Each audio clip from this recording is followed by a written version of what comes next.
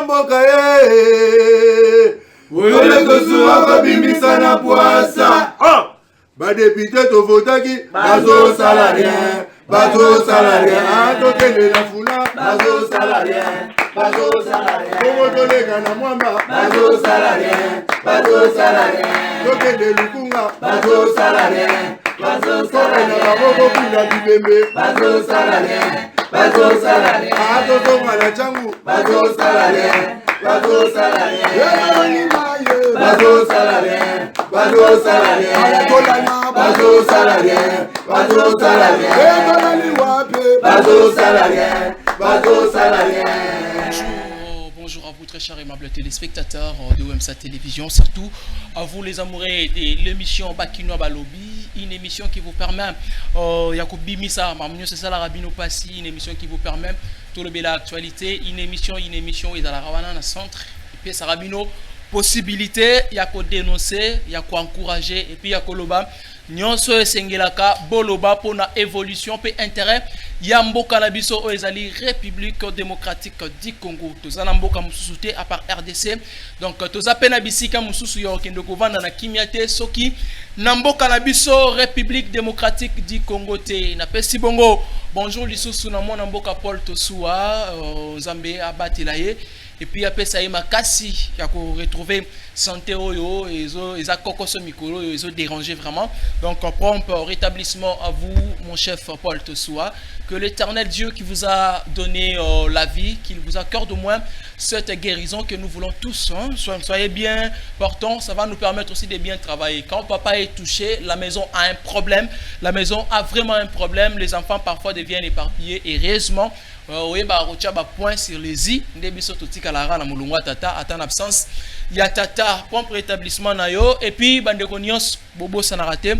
tant bozo sambelaka, bo sambelaka pour na Paul Tosuwa, donc la prière na bino est très importante, na vie de Paul Tosuwa, et puis na évolution, soit épanouissement, il y a chaîne OMSA Télévision, oyo sengeli bo mesana nango kalate, et kokoma bakinoa balobi TV, bauti ko benga biso na tongo oyo, batumi satu.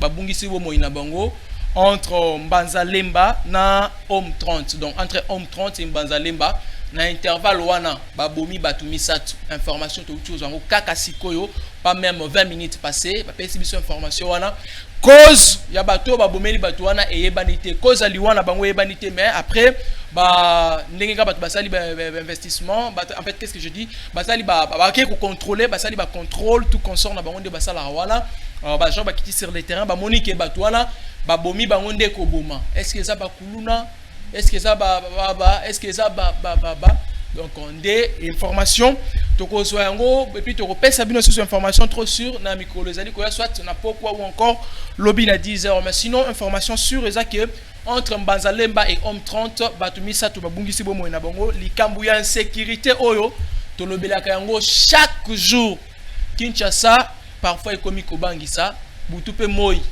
batu bazo kufa batu bazo lela batu bazo zoka batu tozo comprendre na sina loba likambu ya Mbanzalemba ao bakuluna kuna Mbanzalemba bakomaki na complicité na police donc so ikuluna ba sala ba track na bango police aya accompagner bango donc quelques police hein parce que la police ni sauté za police mususu oyo ba ngima ko sala ba acte wana na bakuluna on a évité ba gagner nini donc vraiment ba autorité compétente tozo senga bino pardon ata to gangi ata to mati amo bo sala wa bozo kabisote pardon na bino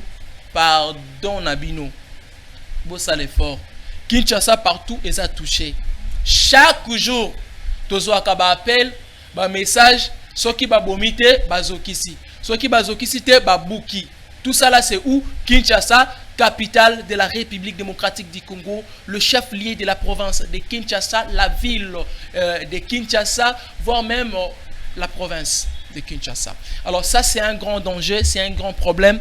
Ce qui Kinshasa ezaraka exposé na ba mamunyo so mabe boye, ba province et comme on a Kinshasa kutu place ba institution ezali. Alors ça c'est vraiment un danger. Bosunga biso entre Homme 30 na Mbanzalemba batumi satu babungisi bo moina bango. C'est pas bon. C'est pas vraiment bon. Lelo tokolobela likambo etali état de siège 2 ans environ. Banda ba décréta qui état de siège voilà et puis Nande Kunabiso Azakuna, un journaliste aussi, mon frère, je peux même citer son nom. Lui c'est Nande Kunabiso Nani Innocent Kamutu. Donc il y a Azakuna na Est. Après si biso information sur. Puis Innocent Kamutu na information après si biso à lobby plus de 500 décès depuis le décrétage état de siège 2 ans durant. Alors, ils ont déjà, parfois ça dérange, parfois. Donc, tu connais qu'à Kolobele Ango, pour toi, de Konabiso, on a payé mon konakati à Union Sacrée, pour expliquer Biso.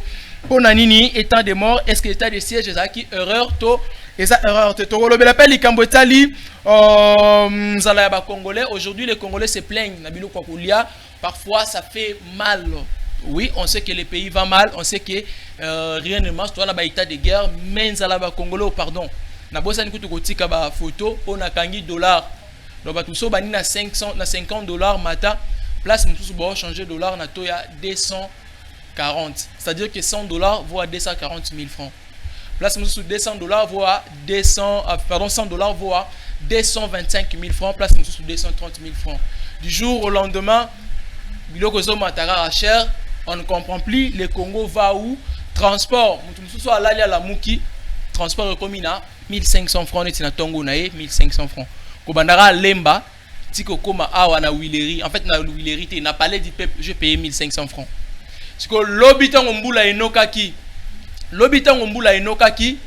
na ke na rond-point Willery pour na zo transport à lemba muto moto zo sanga $5 donc 10 000 francs souka na beti makolo kobanda Willery tina bima palais du peuple moto on me dit 5 000 francs. Moutouka, bazoeb sangai 2500 francs. Ça dérange. Ça aussi c'est un autre problème. Nous allons à Congolais, ils ont une solution. On va aussi en parler. Ils ont biloko sengeli tolobela marche à opposant pays d'ailleurs Tokobanda wana marche à opposant ils ont bangisa majorité ils ont bangisa union sacrée to nin.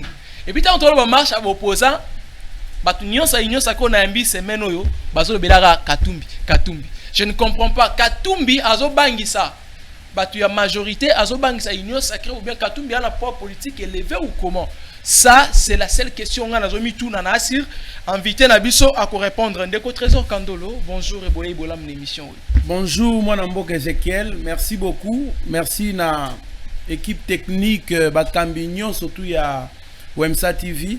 Et c'est un makasi à se retrouver et pas nabino pour na kolobela matali mboka. Alors on a li ko profiter na opportunité pour na pesa ba kambinyo surtout ya parti politique nangai AADC Alliance pour les actions de développement du Congo ou kambami na mwana mboka présidente Adel Kabena Mwauka to pesi bango surtout mbo to pesi c'est secrétaire général Eloy Kupa Ilunga na Arsène J soit ali interfédéral pourquoi pas ba autorité nion surtout ba ali ko gérer parti au quotidien na bo MPT bande konyo surtout ya la cloche de la révolte de Tchangu o ezali association oyo ngana ali ko kamba kuna na Tchangu na PCP bana nion surtout ya Tchangu mbote et puis na ali ko profiter na saisir opportunité pour na ebisa gouverneur Gentini Ngobila o azali kokamba ville province à Kinshasa que bana Tchangu bali pe ko mériter ba bénéficier na gestion na yo gestion na yo ezali obé bato selemba ou batu ya bumbu et consonne bato bénéficier na ngote bango pe bana droit ya ko bénéficier na gestion na sens nini na ali ko beta toujours c'était route kimbuta ezali na état moko impraticable Maboulou et Zaya Kobeba donc na niveau station Mangobo n'en parlons même pas surtout comme na niveau station il y a Sainte-Thérèse route même matin à côté cimetière qui m'en sait que mitraille Ozui route Mokali KO donc ayeba ke peuple ya kwewana ba pe na tina ya ko bénéficier na gestion na ye Tozui route Nzoko, ouais, mais mitina bouma kuna côté à Papa Kinzenga. Papa Kinzenga, c'était pas n'importe qui, c'était quelqu'un qui mérite qu'on a honoré. Batouakyo Wanabaye, des personnes internationales, baye, bakei bongo ko visiter Ndakunae, mais bakole kanzela nini. Qui va faire ça, cette route? Qui va faire ça. Et ça dit gouvernement provincial. Mais bali ko salate. Et je me pose la question principale, c'est sur les élus ya Tchangu. Moussani bali ko sala. Parce que insécurité na Tchangu. Banzela nyon surtout ce mboule beti impraticable. Na ba venir. Maï kote lenga liboso. Ça, ce n'est pas le chef d'État qui viendra faire ça.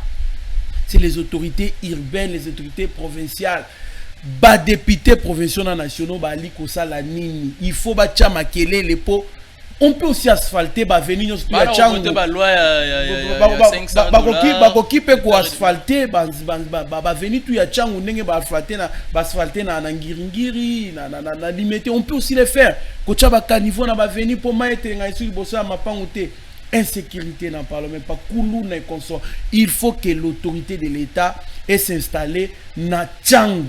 Et puis, il faut passer les titres baeba. Nombre de population à Tchangu est combien? Pe ba police ba liko sécuriser bango baza combien? Il faut multiplier des siat et des sous-siat na makwenyo surtout ya Tchangu pour sécurité et matin. Insécurité qui fina téléphone tel bosol pon na bino. Ba roboto la yo tchemunoko ba katio ba papier lichette. Qui va parler de ça? C'est nos élus. Baza wapi? Non. Moussa Maoko tonga bandaku na un mois ndako esili ko soma mapango. Est-ce que ko tonga ndako?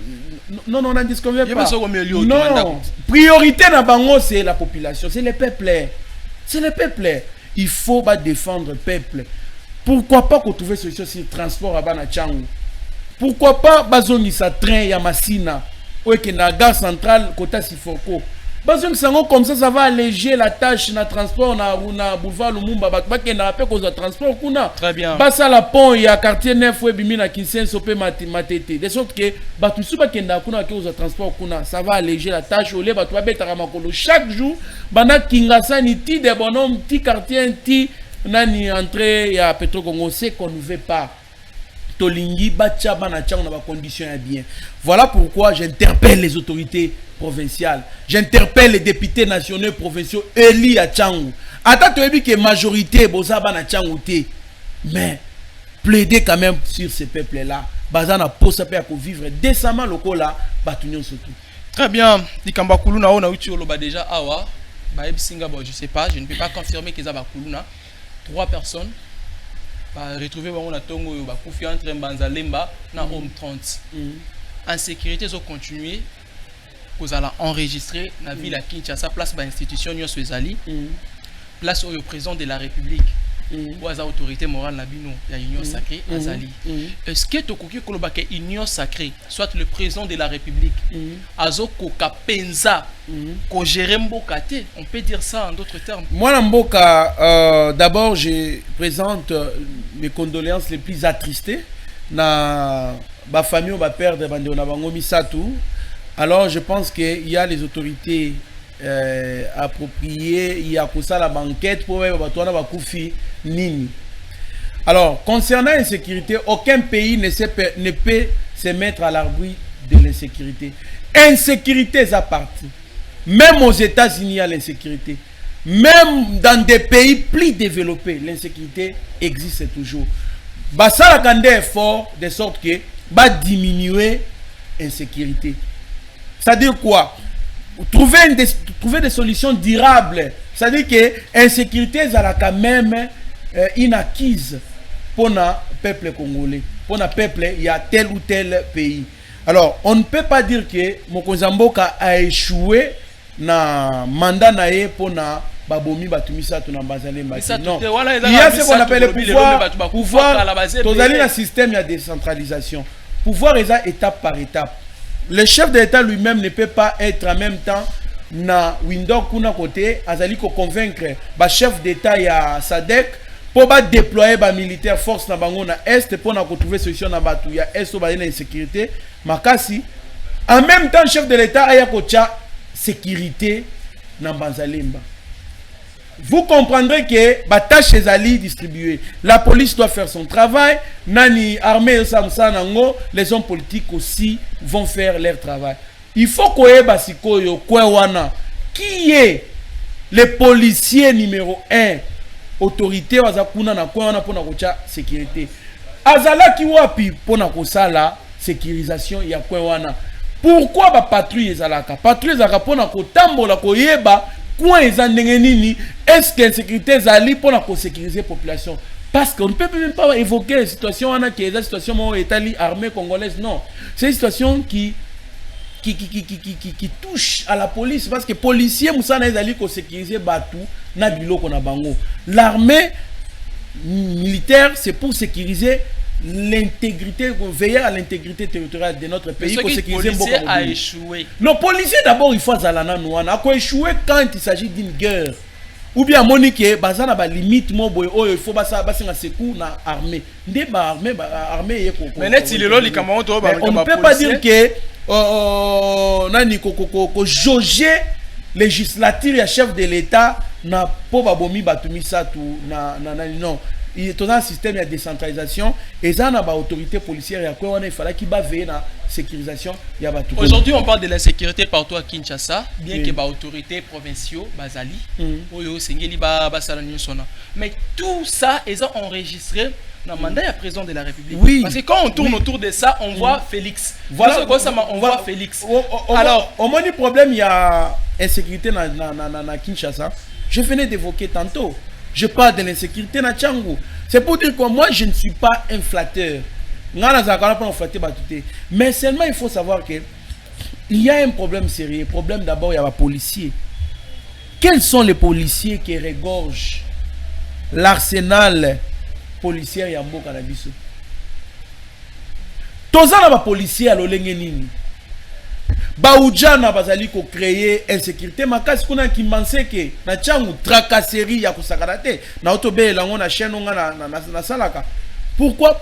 Parce que baza bien encadré.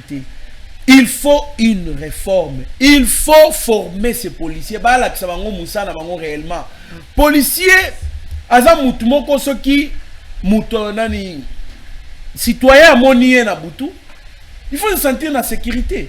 Mais nous, ce n'est pas le cas. Chez nous, quand vous voyez devant les policiers la nuit, vous voyez dans l'insécurité.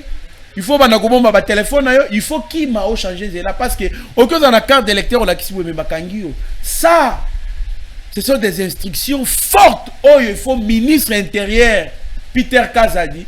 Il faut avant ça, policier, avant ça, autorité policière. Il faut éduquer ces policiers-là. Donc, il faut ceux qui n'ont les former pour l'action. Réformer les sous-policiers. Voilà pourquoi je parlais de la réforme. Il faut une réforme totale. Il y a certaines personnes qui ne méritent pas d'être dans la police congolaise. Parce que Baza déjà est civique. Mais peut-être ce n'est même pas Mbongo, moi, Mboka. Il n'y a pas de policiers au Bazali. Bazali. Si il faut parler en Mbongo, c'est-à-dire que tout le monde se mettrait à voler. Parce qu'au Congo, une majorité à Batou, Bazana salaire, il y a malongate. Donc tout le monde devait se lancer dans les vols, devait se lancer dans les Koulouna et consorts. Mais il y a des jeunes au Banami Salate, qui magasin à 1000 francs, mais en compte à Koulouna. Est-ce que il faut bisonner surtout ça la Mabé parce que Mabé c'est mana quelques bateaux? Non. Nous dénonçons cela, nous insistons sur l'insécurité. Na Kinshasa, il faut Nanandaki jour nani excellence Peter Kazadi azwaki bongo banani commande ya ministère naie alobaki nous devons instaurer l'autorité de l'État. C'est-à-dire quoi? Il faut l'État à contrôler ba coin na ba recoin nyoso tu yamboka na sécurité. Alors tonali ko senga ye ngonga yangoyo ayeba na ko mettre ba mécanisme ba stratégie tout o ayaki nango pour bana Kinshasa bazala sécuriser. C'est très important. Il faut bana sécuriser pour baeba na ko vaguer na occupation bango que ça soit pendant la journée que ça soit pendant la nuit na quiétude nyonso. Très bien. Marche ya ba opposant les 13 mai. Ils ont déjà je crois samedi oyo. C'est samedi oui. Les 13 mai ba opposant bazo marcher. Bit cause soit raison en marche na bango ezanine. Eza nzala oba congolais bazanango en sécurité dans la kati ya mboka na mama mbebele bele balobi na kati baza na raison tokena na contexte wana est-ce que ba opposant on a bino bat boza na pouvoir baza vraiment na raison ya ko ça la marche wana toté. Merci beaucoup mwana mboka tozali na état moko démocratique. D'ailleurs notre pays est nommé République démocratique du Congo et nous avons cette chance là d'avoir à la tête de ce pays un démocrate. Oyo liberté d'expression zali, liberté de manifester zali, c'est l'unique régime oyo bato ba ko marcher sans que gaz lacrymogène et bêta. Mais là tout le monde a failli là au bêta ba gaz banane yo ba marcher sans gaz. Aux alliés journalistes, je pense que aussi aux autres à quoi assister à quelques manifestations. Il y a certaines personnes ba ya na ba marche wana pona ko banda ko boto la batu biloko. Ba komona muto ali côté kana coin ba botolier biloko. Ba moni étudiant outi classe ba botolier téléphone. Ya ngwana ce ko mona kanata wana ba policier ba ya ka ba intervenir pour na ko sécuriser ba citoyen au baliko tambola. Dans la temps marche on ba mi peut ba profiter ka makasi yango yo ka keno ba gaz et beti mais pas de gaz politisé.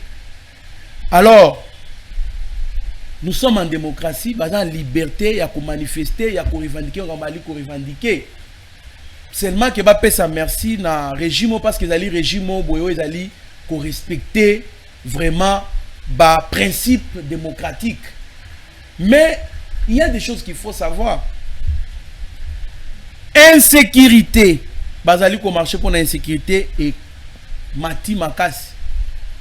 Insécurité bali koloba plus c'est insécurité ya est na ya kwa muntu. Insécurité à est, il y a des gens qui ont marché jour wana. Bazali impliqués dans l'insécurité à est. Des gens qui ont marché jour wana impliqués dans l'insécurité à est. Comment ça? Je vous informe que au moins parmi bateaux qui ont marché jour wana, il y a des gens qui sont impliqués. Je vais un exemple. Okay. Nous sommes agressés par les Rwandais.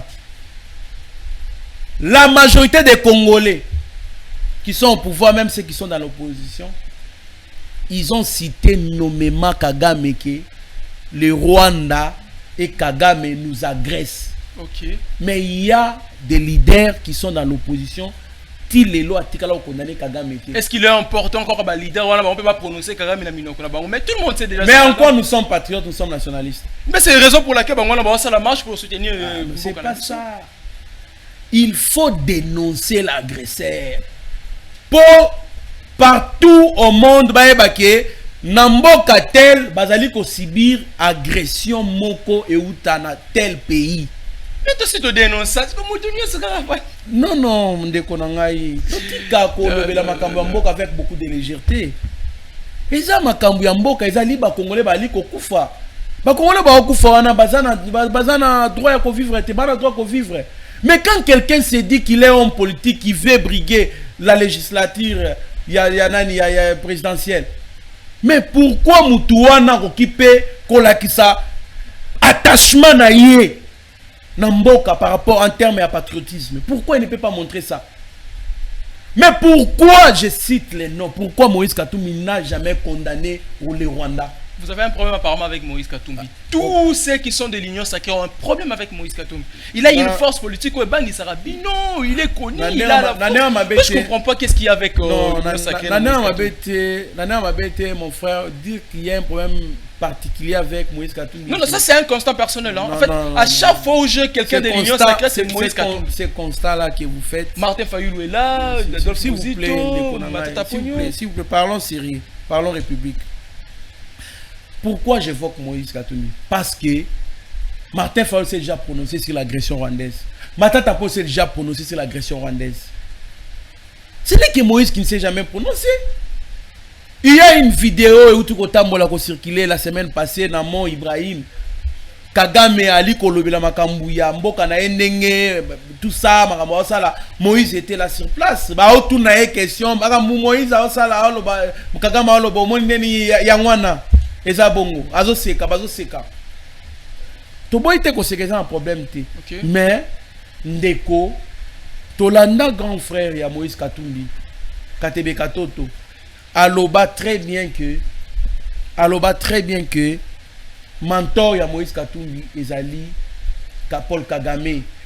Voilà pourquoi Moïse Katumbi ne peut jamais condamner l'agression rwandaise parce qu'il a dit que mentor na la politique. Mouta côté na politique ezali Paul Kagame. Mentor ya Moïse Katumbi. C'est son grand frère qui l'a dit. Son grand frère qui l'a dit. Alors, comment est-ce que Bozotambola pour la sécurité, pour l'insécurité dans Mboka, pendant que créateur y a insécurité mentor na yo, créateur y a insécurité muninga na yo, oh, tikala jamais qu'on condamné. Vous vous rappelez, il y a une vidéo qui a circulé en décembre, quand Moïse a fait sa message pour na bonne fête, pour la nouvelle an, bonne fête, il y a Noël et comme ça. Moïse dit ceci dans cette vidéo. On ne veut plus que les Congolais tuent leurs propres frères. On ne veut pas que les communautés congolaises se tuent entre eux. Au Congo, il n'y a pas de communauté, il y a des tribus. Au Congo, les Congolais ne se tuent pas entre eux. C'est les Rwandais manifestés par le M23 terroriste. Mais comment Moïse Katumbi peut dire que les Congolais sont entre bango? Donc il nie cette hypothèse-là que Rwanda a agressé, les Rwandais sont dans l'Est. Voilà pourquoi nous devons dénoncer ce genre de choses. Mais comment est-ce qu'on marche sur l'insécurité qui est créée par ton mentor? Par Mouto Yo, Lingakota, comme on a été dans Makambo Etali, insécurité dans l'Est. Voilà pourquoi Togoba. C'est une marche qui n'a pas de sens. Non, ça a un sens. Mais parce que tu vas créer insécurité, tu vas initiateur en marche. Parce que créer insécurité, le fait de ne pas dénoncer, le fait de c'est quoi? Mais le président Fachi avait clairement dit que Kagame, tout le monde a ses vidéos, Kagame c'est notre frère, Kagame c'est mon frère, tout comme ça. Le président Fachi, Kagame frère, c'est pas un problème. Il faut d'abord voir que le président Félix c'est un chrétien. C'est un chrétien. Mais Moïse Katumbi aussi c'est un chrétien. S'il vous plaît, je parle du président Félix. Un chrétien, connu de tous. L'unique président au Yobana Congo est à la Congo a bina kazo bina na louange kazo bina en kata danse. L'unique président où vous sentez en lui quand il est devant Dieu il s'efface, il s'humilie. C'est un chrétien. Alors Kobenga Kagame frère, c'est en tant que chrétien. La Bible nous recommande de nous considérer comme des frères et sœurs. Et ça m'a embêté. Mais Moïse Katumbi aussi a Kagame en tant que frère. Je ne suis pas là pour la Kolobela, il y a Moïse Katumbi en termes de frère. Non, c'est vous qui avez impliqué non, Moïse en termes de frère. Okay. Fraternité à Moïse Katumbi, Nakagame, ça les concerne. Moi, je parle de ceux qui lient Moïse Katumbi Nambo Cannabis en termes de patriotisme, l'amour de la patrie. On ne voit pas en lui l'amour de la patrie. Comment est-ce que vous aimez ce pays, mais vous bloquez Massango et Kontate? Na peuple tout est à tout le colinga bango baku fanzal. Nanyo a bloqué Massango, Moïse Katumbi a bloqué Massango et Kontate. Donc il y a un deuxième point là. Comment c'est-il que Batu Oyo qui ont mis en place un système y a quoi appauvrir, y a quoi bomba ba congolais dans Zala, ba marcher pour dans Zala. C'est là. Batu basa en opposition. Oui. Oh basa capable de ça de l'autre côté. Bino, c'est là tout le monde c'est sa question dans Bino batu boza la pouvoir bozo diriger. Boza na ba stratégie nyonso ya ko silisanza ya ba congolais. Bobomi ba congolais zalate. Bango ga batu ba telebi bo wesa bino ke bo pesa ba congolais bilo ko lia nde ba bomi ba congolais zala. Nande. Merci beaucoup pour na mutuna na yo. Il y a ce qu'on appelle le développement durable. On définit le développement durable comme la façon de gouverner, de gérer pour viser un développement de génération en génération. C'est-à-dire, on projette déjà des projets qui vont faire à ce que Mboge a développé, génération à l'élo va bénéficier nango, na génération future va bénéficier na yango. Matata Mponyo Oazali parmi les initiateurs ya marche wana. Basala projet à Bukangalonzo pona kolia ya ba Congolais. To mona ba cantine ya koteka biloko za ko utana industrie agroalimentaire ya Bukangalonzo. Et suka wapi. Na 285 millions de dollars Oazalaki alloué pour un projet wana. On a dépensé que 80 millions. 205 millions de dollars na poche ya Bamata Tamponi.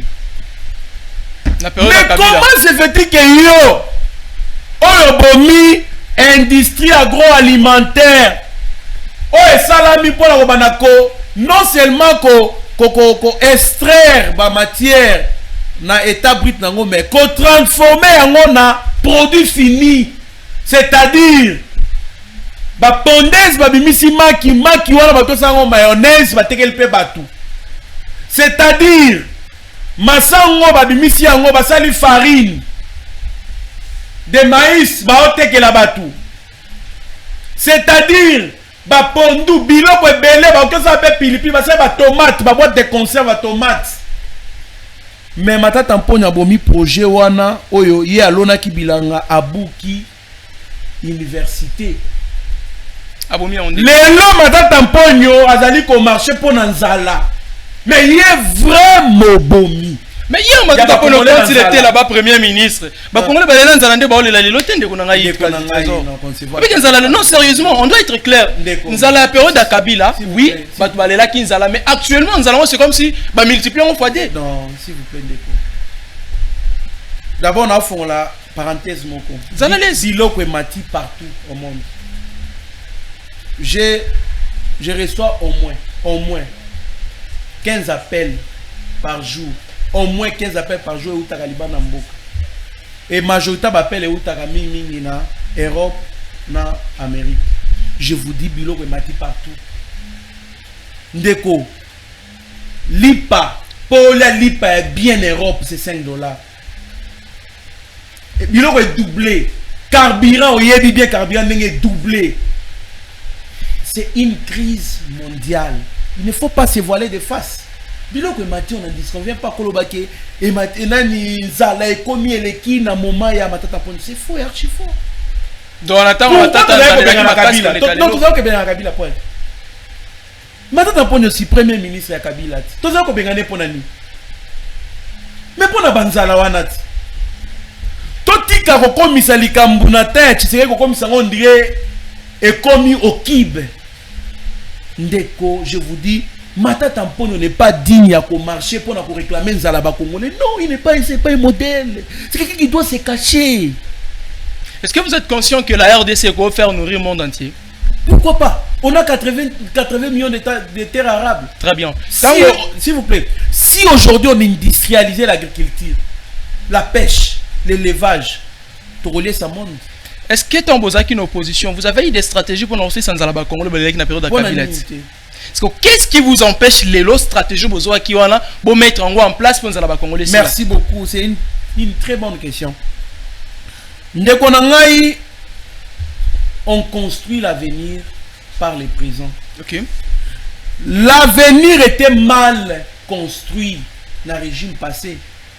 Bazalaki ko gérer mboka pona bintérêt mesquin ya bango moko. Aucun plan ya développement pour des générations futures. On peut sur exemple. Ok. Aucun hôpital construit dans le régime ya Kabila pendant 21 ans. Aucun hôpital. Aucun hôpital construit. La manière de quand même hôpital. Tangelanga. Exact. Hôpital on va construire les à Maman Olive. Aucun. S'il faut compter des écoles construites dans le moment Kabila, aucune à Kinshasa, aucune école. Na période de Kabila aucune cite-moi une école construite par Kabila. Vous assumez à Mozolo. Mais tangelanga to. Alors on muta Kabila. Non benga bino muta Kabila. Malo otanga na eloko na ngai tangelanga école moko Kabila construit. Yo zela muta Kabila yo longola biloko nao. Alors c'est pour vous dire quoi? Il y avait un système qui est mis en place pour d'intérêt à l'individu au détriment des intérêts humains. Des intérêts collégiaux. Alors, Nazo Pesayo, par exemple, Moukié, il n'y avait aucune politique de développement alimentaire, développement économique pour Namboko. L'économie du pays dans les mains des étrangers. L'économie en Mboka, il y a des étrangers. Comment ça? Tous les Congolais qui pouvaient se développer sur le plan économique, ils étaient étouffés. Monopole, il y a qu'à faire entrer des marchandises dans Mboka, dans Mboka ba Libanais, dans Mboka ba Chinois, dans Mboka ba Indien. Moi, j'ai travaillé avec des Chinois. Bien au contraire, les Chinois, ba Congolais ba bundana ko kotisa biloko ya mike. Ba Chinois ba na ba sombi biloko na magasin ba Congolais ba tchena na ba magasin na bango na prix élevé. J'ai acheté des thermos. Na Pascal, moi j'ai travaillé na Zen You. Na anani maison moi ba chinois qui na Pascal et kangami na école Luka. Je vois encore de l'idée. J'ai travaillé là pendant 13 mois. Je vous dis, j'allais quand na Pascal wana na okende kosoma ba thermos na ba maison ba congolais to yé. Kuna to sema 4500 to yé par exemple to chango 6000 francs. Moi je l'ai fait, j'ai acheté. Système on implanté par Bafuta kate ba impôt ba taxe. Ils ne sont pas en ordre avec l'État congolais. Au moins ba agent de l'ordre ba yé pour pas contrôler ba passeport, ba séjour na ba consort. Bakobenga un général. Moi, je vous dis, j'étais. Voilà n'est pas à Kabila. N'est pas à Kabila, en 2010, 2011. Mais n'est pas à Moukantombo, le coin est Sili. C'est tout un système. Tenga tu n'as Sili déjà pour continuer. Non, pour comprendre un système est biaisé. Ok. Et ce n'est pas facile de renverser ces systèmes-là. Ça veut dire que le même système continue de se faire aujourd'hui. Parce qu'on a affaire à des milliardaires, des millionnaires. Des sociétés multinationales. On va aller lutter contre les étrangers, les nationaux. Mais tu sais que derrière, nous devons propulser les nationaux. Mais si les nationaux, ils ont en face des bateaux. Non, pas cet exemple. Congolais qui a sombi ma papa, na Chine. A sombi, par exemple, 500 cartons. Vous comprenez? Congolais sombi 500 cartons. Il y a ma papa. Ok. A sombi a Tchénazan. Écoutez ce que les Chinois font. Ba Chinois a Tchéli papa moko par exemple $5. Chinois koya. Vous comprenez? A sombi a une marchandise, même marchandise. A Tchango $3. $3 a pris au bango ba sombi la kuna. A $3, Congolais $5. Donc, ceux qui ont été à $3, ils ont perdre. Parce que mon douane est conscient à perdre. Et vous savez ce qu'ils font? Bah, Congolais, il y a dans le stock, il y a 500 cartons. Congolais, dans le stock, il y a 100 cartons. Bah, Congolais, bah, Kokende, bah, Bandiko Somba, et pas ya Chinois. Tant que vous ne pas chinois, quand on y a ça la perte, au comment c'est un ennemi, à une marchandise à $3. $3 et si la salle perte. Tant que Chinois remarqué que marchandise à Congolais Syrie, à Zui à Tchango, ce qu'on lit pas pour aller à $5, on a $8. Vous comprenez? Bomoni ba Congolais kota et puis ba Congolais Sili ba sali perte mais chinois a teka ki na $3 pour éviter qu'il y a un stock belé. Ya Congolais na a teka on a pas Sili chinois juste comme on dit tika li yé moko na marché Azui a bâti si on est à $5. De pouvoir récupérer les colons. Ah, récupérer non, perdaki. C'est comme ça que les Congolais sont concurrenciés chaque jour dans Zambie. Est-ce que vous avez des stratégies pour nous la situation? Parce que partout, apparemment partout, il y a un problème au Congo. Il y a un problème au Congo. Partout. Le président a déploré dans discours, il y a état de la nation lobby, la justice ne l'aide pas. Tu as dit chez Roko Moulumba dernièrement, awa. Akangaki batumo boyeba, basalaka ba produisera ba produit, ya mabeza toxique pour la santé ba congolais. Ake akutana DG wana déjà nga corrompre na mbongo. Bazui bakangi déjà ba condamné. Ayoki après 2 mois que bazonga lisuko sala bakangaki entreprise bazonga lisuko sala. Akende boye curieusement akuti DG qui est censé être en prison. Na Libanda. Maintenant qui na bureau na ye à qui a épuisé peine na été la justice ne ma belle présente c'est quoi là toi que mbangu ma belle présente c'est que des années il est trop démocrate, il ne veut pas la dictature, alors que la justice ça la musana, il ne veut pas s'y mixer dans les affaires de telle ou telle institution. Mais c'est lui qui est toujours au centre, c'est lui mais pour nous continuer sur une partie de la dictature c'est ceux qui président de la République, autorité morale nabino les lois boy na la dictature la confiance moi que confiance on a les lois et so ça bilan na non président Félix c'est un fin politique ayebi. Il y a des stratégies qui sont mises en place pour... Atika il y a 6 mois. Ayebi mais Atika il y a 6 mois. On n'en disconvient pas. 4 ans et 6 mois passés déjà. On n'en disconvient pas. Il y a... Ça doit compter par moi. On ne peut pas mettre fin à ce genre de pratiques dans 4 mois, dans 4 ans, 5 ans, voire même 10 ans. C'est pratiquement impossible parce que c'est tout un système. Mettre la corruption au Congo. La corruption n'est pas seulement dans les hommes politiques. La corruption... La corruption est dans l'administration. L'administration, c'est les poumons de la République en termes de la gestion du pays au quotidien. Mais ce que l'administration, il y a la corruption. On l'a dit dernièrement, rapport il y a IGF pour un matricule fictif. On l'a dit moi. Oui, je suivi. Mais c'est lui qui a instauré ce système-là.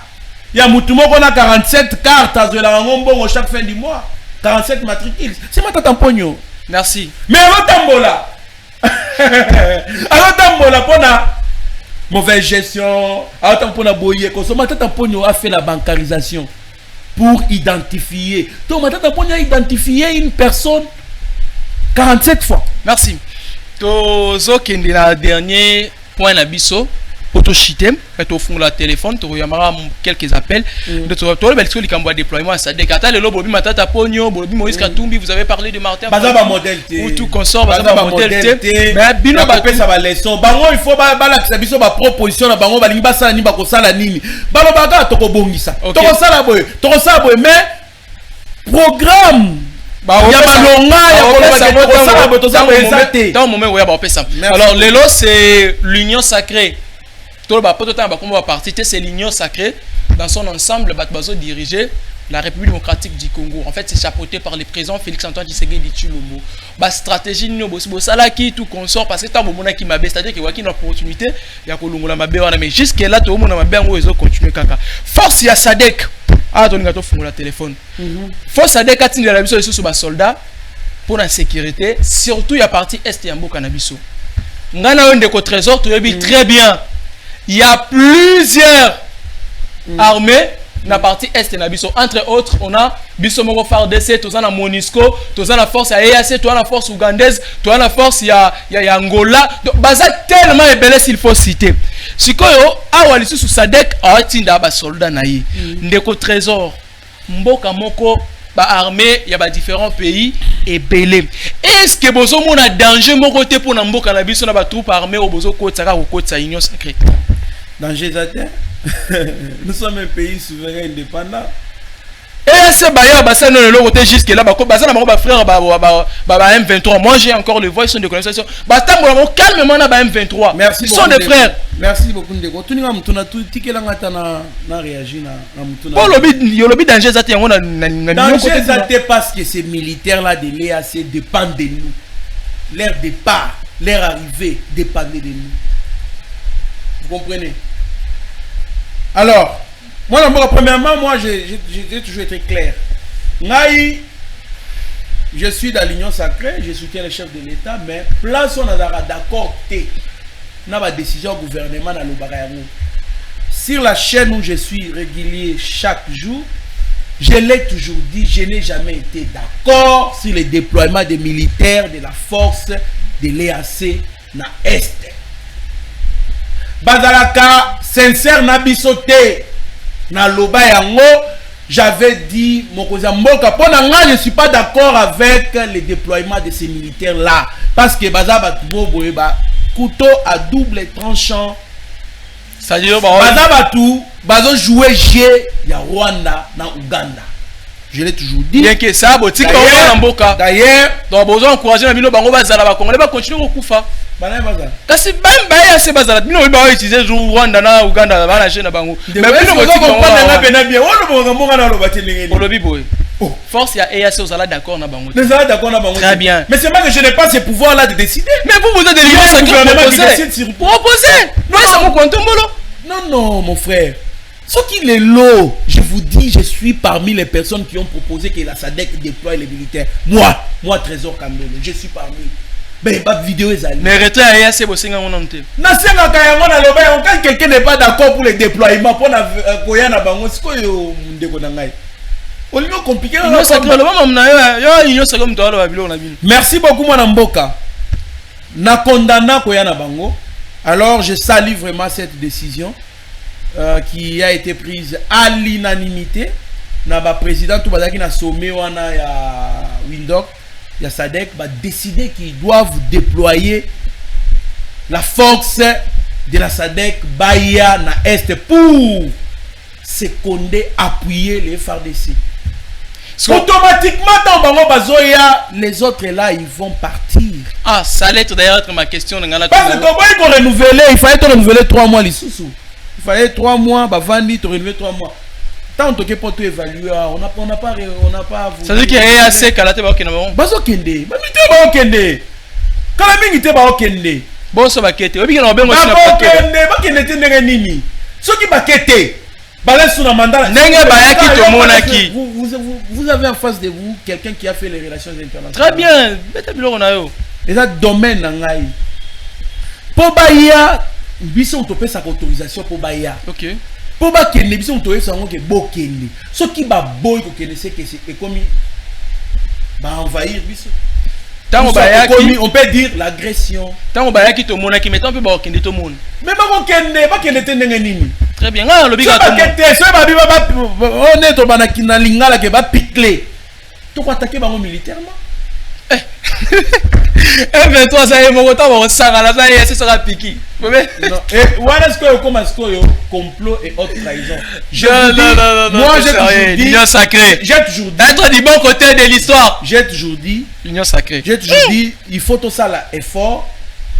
Na EAC organisation a tous à la plus sur le plan économique. OK. Que sur le plan militaire parce que on était au Kenya, j'étais au Kenya na mois de novembre. Octobre, fin octobre, novembre, début novembre, na Kenya. J'ai vu l'impact ya kokota na biso na EAC sur le plan économique et éducationnel. Okay. Sur le plan il y a éducation à bana, Congolais ba futa Minerva ba kongo futa na katikati. Po batanga na Kenya, na ba pays tout membre wana, ba ko futa Minerva na katikati la moitié.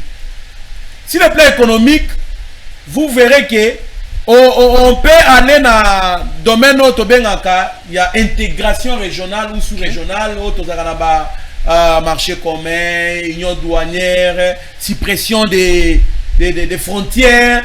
Dans le sens, il y a échange, il y a marchandises, il y a bien, et ça l'éma équitablement. Vous comprenez?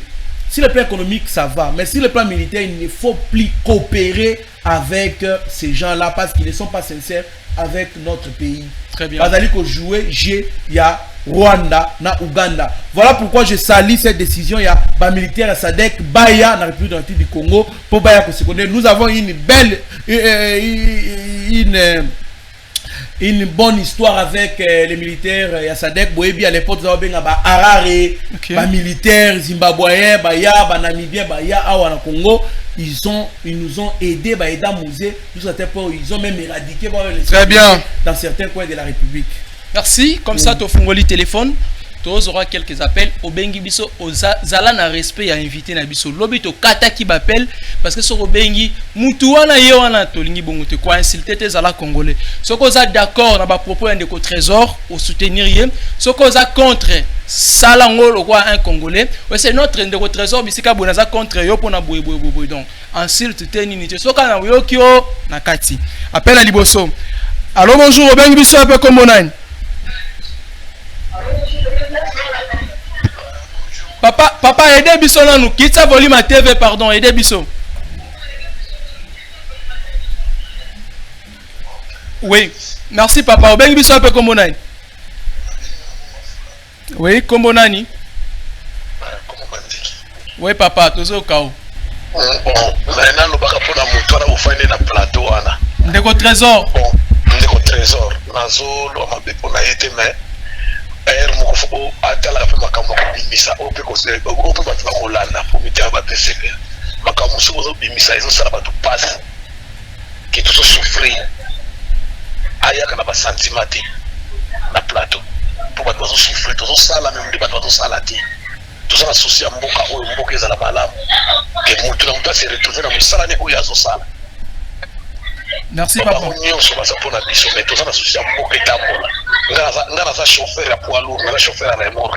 Merci.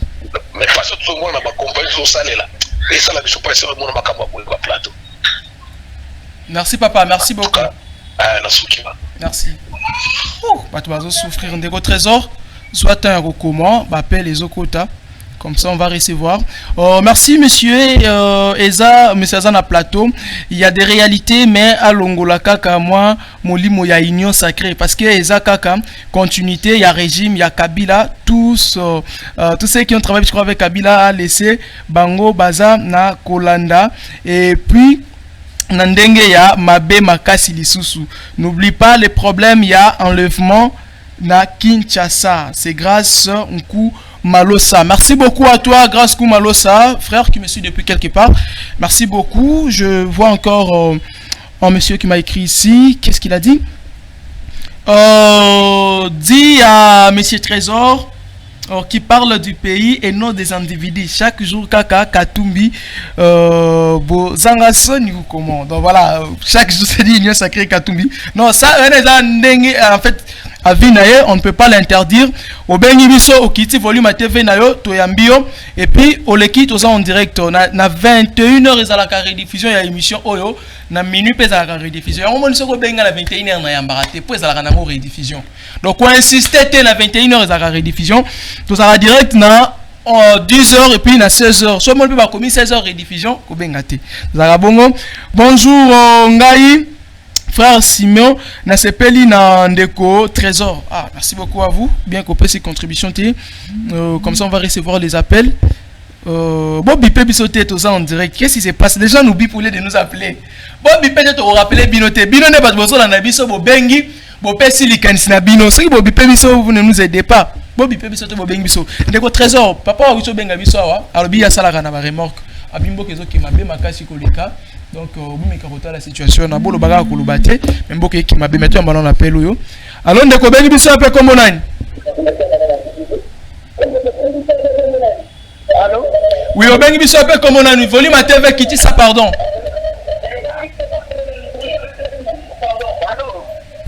Et deux bisous qui dit ça, volume à TV. On a bien un peu comme on a. Allô? Ouf! Ndeko bandela ko benga biso. Soko bengi biso qui dit volume à TV na yo. Beti biloko calmement. Pour ça volume à TV za komata. Biso ko to mato e ko kufa biso. Retour wana sala biso bien te. Donc kozelo yo kama mwa TVT. Yo kande nde to solo no na pela. Allô bonjour, bengi biso un peu comme on a. cas, Martin a bien vu na Kingabwa. Ouais, papa Martin, tozo kao. En tout cas, ndekwana na ebite soki bavandaka wapi so epezalaka ndeni. Eza régime moko etonda na lokuta koleka lokuta namona nanu te boye tala na pepe. Gouvernement mobimba azokosa peuple na ye mobimba. Oh, bafonctionnaire baokende jusqu'à les 30 été lelo tokomi wapi. Tala degré à bateau neti bateau ofandi na plateau. Anaza mutu moko il faut qu'on lapide ya nini fois. Non, papa, je suis désolé. Naloba qui clairement awa obengi soko za mécontent. Zala congolais, zala patriote. Non, naza contenté na ba propos ya ndeko trésor mboka eza boye batu baza boye. Mais aucun niveau lapidé to za la télévision, c'est pas une radio quand même. Ndeko trésor apona union sacrée. Né congolais musuka apona na opposition. So bengi zala congolais zala patriote aza ndeko na biso. Aza rwandais quand même. Alors bonjour, bengi biso ape comme nani? Bonjour, la bengi on a limité. La bengi a limité comme on envoie. Oui, papa beta bilo tozoka. Ngalenga tu na monsieur trésor. Ma sangu po ebota ekola ezora presque 3 mois. Bon bana bango basali 4 mois na na pekisi bango ba réactiver bokangalonzo po ke pesa ba congolais masango. Soki ni matata mpona liaki mbongo. Et pekisi bango ba continuer ko travailler na usine ya bokangalonzo. Ça fait 4 ans bazali wana na na pekisi bango basala. Une très belle question, merci.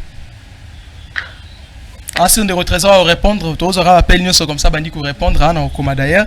Waouh, ce qui. Ma soeur, ça a 3 mois. Tout l'hier. Mais 4 ans. Déjà, vous savez, vous pouvez te poigner. Allô, bonjour, Obeng, nous sommes un peu comme on a. Allô? Oui, Obeng, nous sommes un peu comme on a. Ah, na bengi bino na commune na Maluku. Ouais. Na bengi na commune na Maluku. Comme on a ni? Il passe, comment on lui passe à chauffeur. Ndeko li passe à chauffeur, tozo kao. Tozo kao. La ligne a tout dans ndeko wana na plateau papa. Dans le biboya. Ah.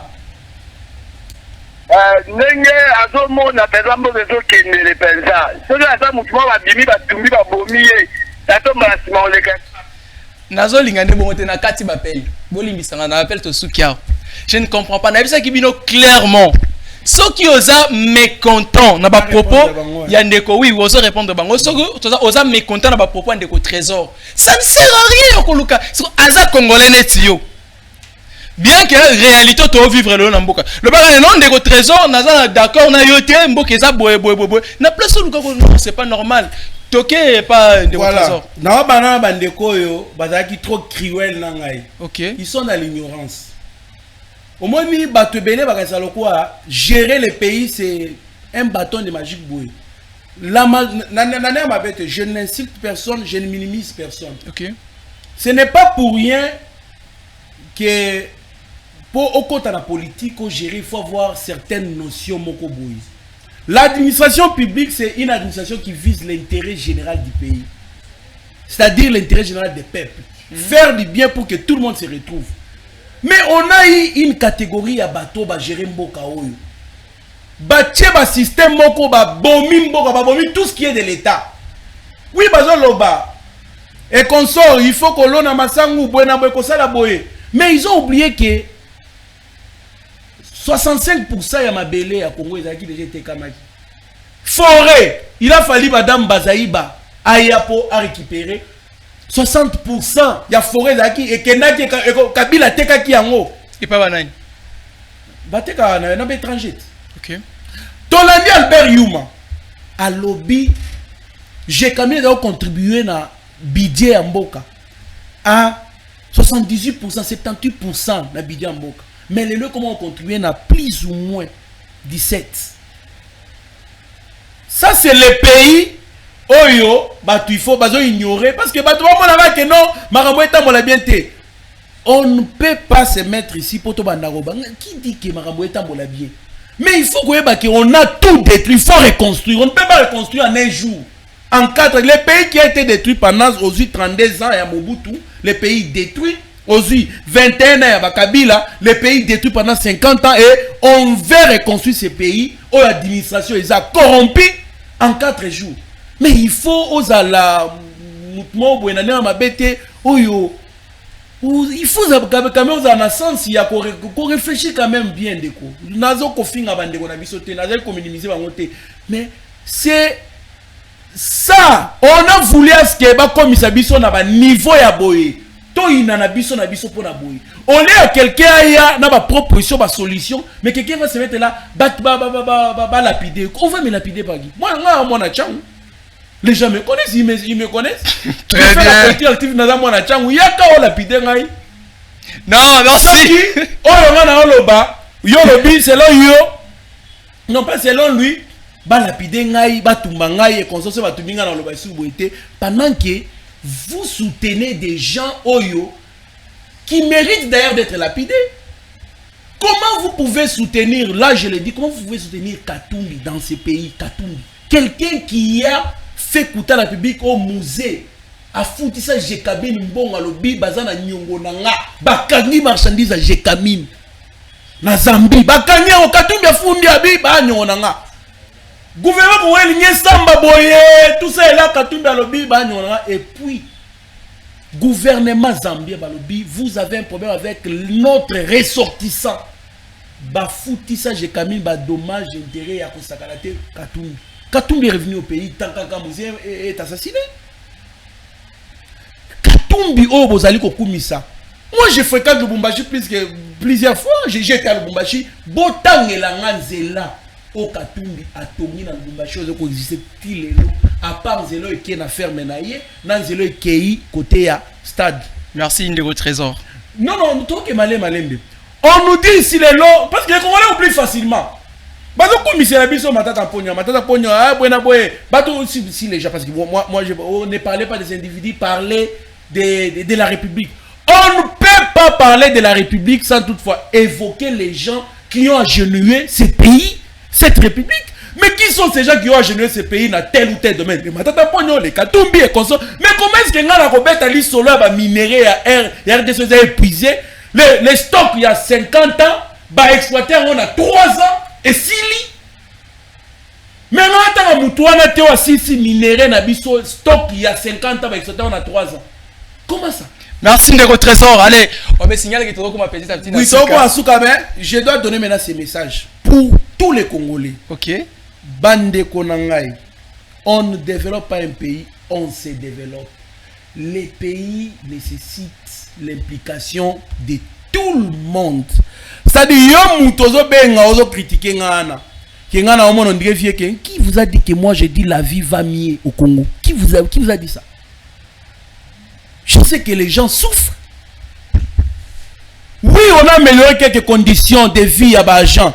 Bamati ba salaire à Batou. Mais ces gens-là qui travaillent sont minimes. 5% à Batou ne moutou ba salaka. 95% dans le chômage. Qui ont mis ce système-là? Namboka. Et vous oubliez aussi qu'il y a le monde entier qui sont hostiles qui sont contre nous. Parce que la mitotoloba, même les occidentaux là, batoyo, bazan investisseurs à ma case, ba système international et kenda ko faire développer Bamboka, bazan contre nous. Au lieu de venir chez nous, baya ko cultive, baya ko investir à Pomboka se développer, baya pour faire que et pas ba voisin na biso, très bien. Baya ba miner na biso illicitement, pour biso s'organiser, pas s'organiser. Barrière contre d'accord. Vous devez être prudent, ne jouez pas les jeux de l'ennemi. Il faut tous à la ini. On ne peut pas développer ces pays en état aux opposants. C'est que y a kanaba idée na yo au contribuer. Opposant oui, na moment ba agresser biso. Est-ce qu'il faut totalement la prendre l'élection? Il faut totalement prendre boy, pour la boy zangatine. Non, il faut totalement la poto luka. Toebisa Occidentaux batika pour soutenir Kagame na Rwanda batika biso libre tout développer mboka biso librement. D'accord, Ndeko Trésor ezaki ba propos naé pour na émission ya lelo. Un grand merci Nandengo accepta qui répondre à l'invitation. Merci beaucoup mwana mboka. Merci na balanditu ya Wemsa TV, merci na ba congolais surtout.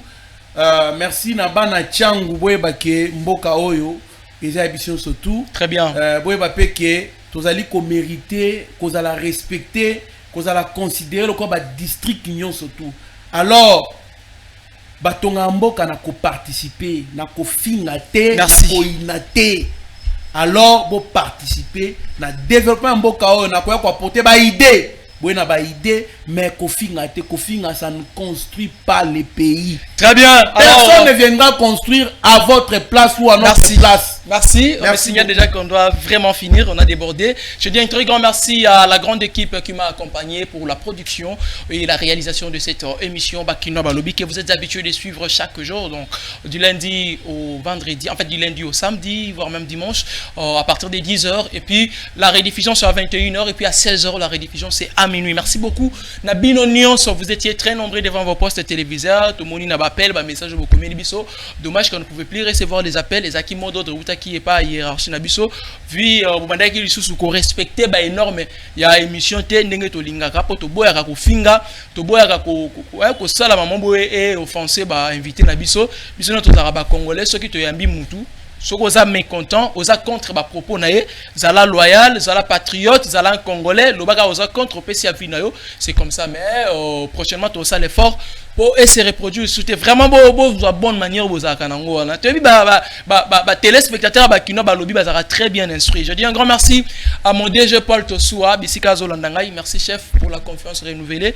Cette maison ici à vous, mais ce que c'est-à-dire que merci beaucoup DG et pour un rétablissement à vous. Un grand merci à mon frère Joe Capo qui était derrière la caméra, Joe qui le sous ça, papa notre pasteur d'ailleurs, Trésor Massiala, je crois qu'il va bien maintenant, la santé ça va, il n'a plus un problème depuis qu'il a été soigné par notre on dit quoi, docteur, médecin, lui Ben Mavoka. Merci beaucoup pour le travail Ben Mavoka, on sent. Et un grand merci à David Tebra, le brave, on est ensemble, pourquoi pas le dire à Omega Bazola qui était à la régie et les réalisations, Lumière Makaba qui nous a assisté et une téléspectatrice qui était là en train de nous suivre, elle nous a écrit, elle c'est Brunette Nkwaya Matondo. On se retrouve prochainement pour une émission Moussou ya Bakinois Balobi. Donc merci na confiance et puis merci na Ndeko Trésor. Tokutani na 16h ce qui nous a kolinga, jusque là portez-vous bien. Au revoir.